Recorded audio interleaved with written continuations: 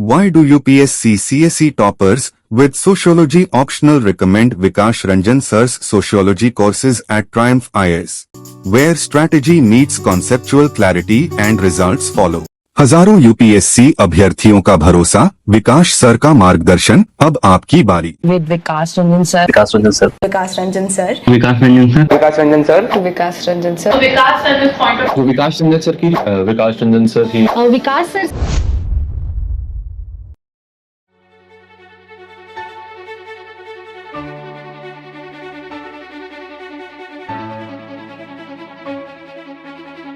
Hi, my name is Amrit Mahapatra and I have secured All India Rank 121 in the UPSC Civil Services Examination 2025.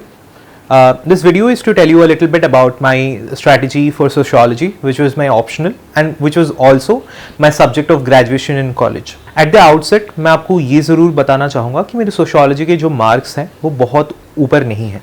So please do not take this as a barometer of what to do, what not to do, what works या what does not work.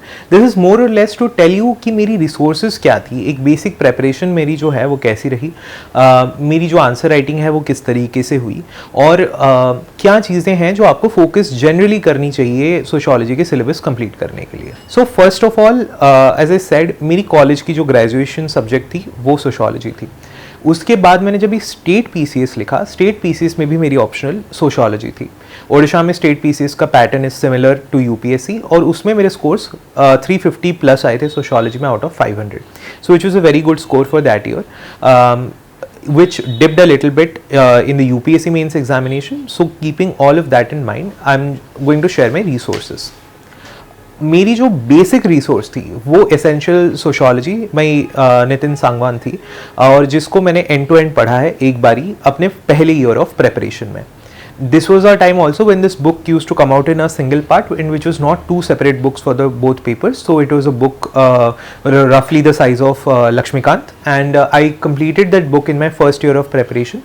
I did not make notes out of it because that book is already in a notes format. It is highlighted, it has tables, it has flowcharts, everything good and well done for you. So मैंने वो essential sociology की किताब पढ़ी और मैंने कुछ topics के लिए मैंने स्लीपी क्लासेस की वीडियोस जो यूट्यूब पे हैं, जो फ्रीली अवेलेबल है, मैंने कुछ टॉपिक्स के लिए वो वीडियोस भी देख रखी थी. बट इसके अलावा जो मेरा सब्सटेंटिव प्रेपरेशन पार्ट है, जो मेरा कंटेंट है, इसके अलावा कुछ भी नहीं था. Toppers copies again, like all other subjects, all other papers, continues to be an important source and इसमें भी मेरे लिए बहुत काम आई.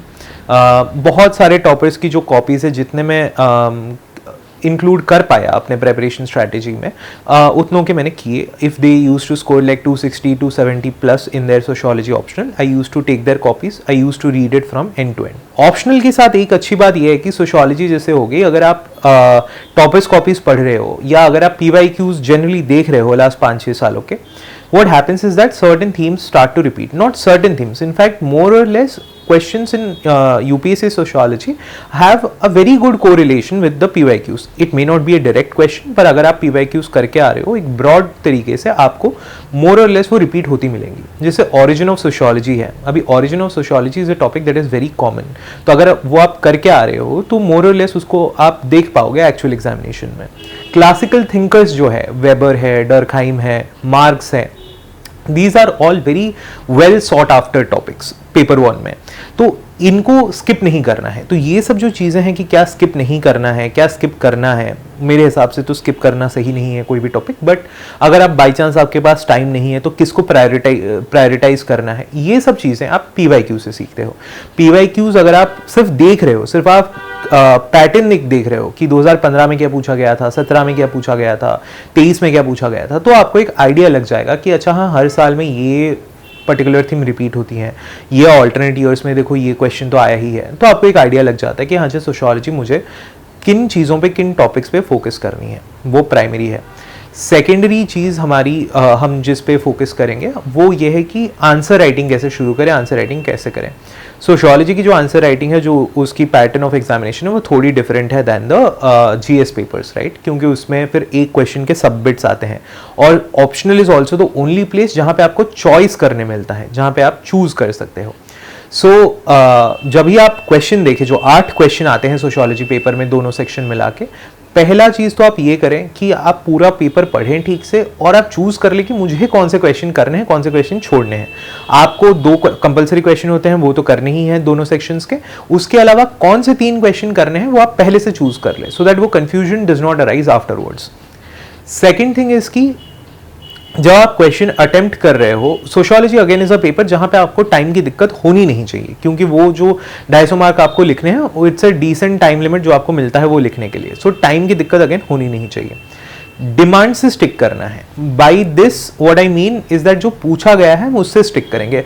अननेसेसरीली थिंकर नेम ड्रॉप करना, अननेसेसरीली कोई पॉइंट को एक्सटेंड करना कि नहीं वो सोशियोलॉजिकल लगे, कोई सेंस नहीं है उस बात की, क्योंकि बहुत सी टॉपिक्स है जो नॉर्मली जीएस से भी आ जाती है। जैसे इंडियन सोसाइटी जो पेपर 2 है उसका जीएस के साथ बहुत बड़ा कोरिलेशन है। तो अगर वो कोई क्वेश्चन आपको लग रहा है कि मैं जीएस के नॉलेज के बेसिस पे इसको आंसर कर सकता हूँ, तो व्हाई नॉट। जिंदगी में हमेशा डिफिकल्ट चॉइसेस बनाना इंपॉर्टेंट नहीं है, हम थोड़ा ईजियर ट्रैक भी चूज कर सकते हैं, and we can do that. I used to go for a test series between my pre and mains, so that I ensured कि मैं आंसर राइटिंग रेगुलरली कर रहा हूँ। लेवल अप IAS की मैंने क्रैश कोर्स कम टेस्ट सीरीज ज्वाइन कर रखी थी, तो क्रैश कोर्स से एक सॉर्ट ऑफ रिविजन हो जाता था, मॉडल आंसर्स की डिस्कशन वीडियोस मिल जाती थी, तो वो मैं देख लेता था।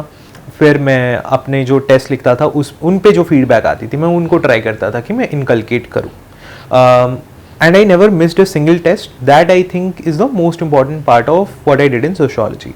Toppers copies जैसे मैंने जीएस के लिए भी मेंशन करा, इसमें भी टॉपर्स कॉपीज में अगर कोई टॉपर ने कोई थिंकर का नाम और उनके कॉन्सेप्ट मेंशन करे हैं, कोई एग्जांपल मेंशन करा है, मैं गूगल शीट में यूज़ करता था उसको।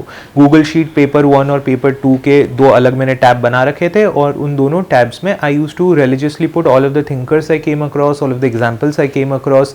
आई इंश्योर्ड कि कोई बुक का नाम है एम श्रीनिवास का, तो मैं वो लिख दे रहा हूँ पेपर 2 में, सो दैट एक्चुअल एग्जाम से पहले मैं बस वो शीट देख के चला जाऊँ, उस बेसिस पे मैं कुछ वहाँ पे नेम ड्रॉप कर सकूँ अगर ज़रूरत हो। तो PYQs, एसेंशियल सोशियोलॉजी जैसे आप मैंने बुक बोला वो एक चीज़ हो गई कि आपको जो सब्सटेंटिव कंटेंट है वो मैंने वहाँ से करा, टेस्ट सीरीज मैंने रिलीजियसली करी, मॉडल आंसर्स और फीडबैक को मैंने इंक्लूड करा, और फाइनली मैंने शीट में जो लिखे थे वो मैंने एक्चुअल एग्जाम जाने से पहले मैंने उन चीज़ों को रिवाइज करा, मैंने उन चीज़ों को एक बारी दोबारा देखा और मैं एग्ज़ाम में गया। यही थी मेरी सोशियोलॉजी की जो स्ट्रैटेजी थी, यही थी। इसमें as I have said in the beginning एक कैवियट यही है कि मैंने कॉलेज में सोशियोलॉजी कर रखा था, तो हो सकता है कि कोई चीज़ों में I was not starting from ground zero. मेरा एक बेस बना हुआ था, मेरे लिए इतना डिफिकल्ट नहीं था चीज़ों को समझना, जो हो सकता है किसी और के लिए थोड़ा सा हो। इन दैट केस आप थोड़ा और टाइम लगाएं उसमें।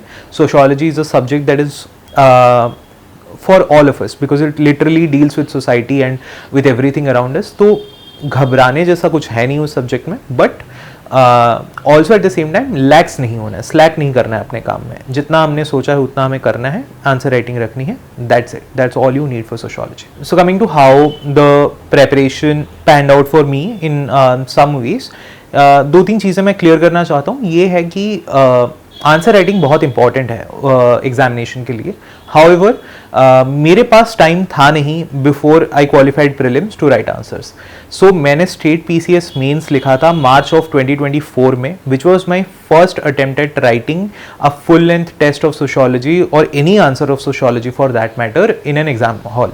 सो मैंने पहली बारी मैं एग्जाम हॉल में गया और मैंने पहली बारी सोशियो के आंसर्स लिखना मैंने चालू करे।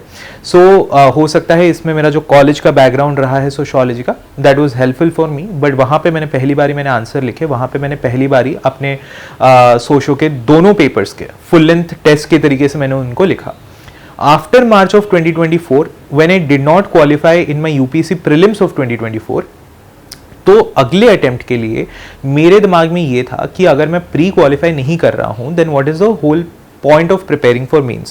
तो while I understand it is a very good strategy to have your mains prepared beforehand, but मेरे लिए क्योंकि टाइम कम था, मैं working aspirant था, I ensured that I was focusing full on prelims. अगर मैं prelims qualify कर जाता हूँ, I will utilize my 2.5 months for mains including sociology. जब मैंने prelims qualify किया, तब मैंने सोशियोलॉजी का मैंने as I said I took a crash course and test series. I used to look at all of those videos to revise and to refresh my memory about all of the concepts that I had studied in college. That is one thing. Secondly, I used to write all the tests religiously. However, I still did not have any 1 page और 2 page और notes, जो again GS के दौरान भी मैंने बताया था कि जो नोट्स बहुत लोगों के पास होते हैं, मेरे पास वो नोट्स थे नहीं. मेरे जो ओनली रिविजन सोर्सेज थे वो मेरे गूगल शीट्स थे, जहाँ पे मैंने वेरियस थिंकर्स या टॉपिक्स के रिलेटेड कुछ एग्जाम्पल लिखा है, कुछ उनकी थियरीज के नाम लिखे हैं, तो वो मेरे रिविजन के सोर्सेज थे. मेरे पास कोई 1 पेज और नोट नहीं था, मेरे पास कोई फुल नोट्स भी नहीं थे. So I did not rely on any notes और anything for my preparation, not did I have the time to make any myself. So वो जो मीन्स के दौरान में जो टाइम था, मैंने क्रैश कोर्स में टाइम लगाया, मैंने अपने गूगल शीट में टाइम लगाया, मैंने अपने आंसर राइटिंग में टाइम लगाया. That is all it was. Ultimately थोड़ा बैकग्राउंड का मदद हो सकता है, थोड़ी ये मदद हो सकती है कि मेरी आंसर राइटिंग जनरली सही थी, but overall there is no one set way to do it. That is all I'm trying to say. So whatever strategy you have adopted for yourself, stick to it. Do not change it based on my opinion or anyone else's opinion. If something I said helps you, try to include that in your strategy. With that, I'd say all the best for your preparation, and as with everything else, the sheet for this will be available on my Telegram channel, and you can find that link in the description box below. With that, I wish you all the best for your preparation and for your journey, and I really hope that you all become civil servants, and I see you on the other side of it.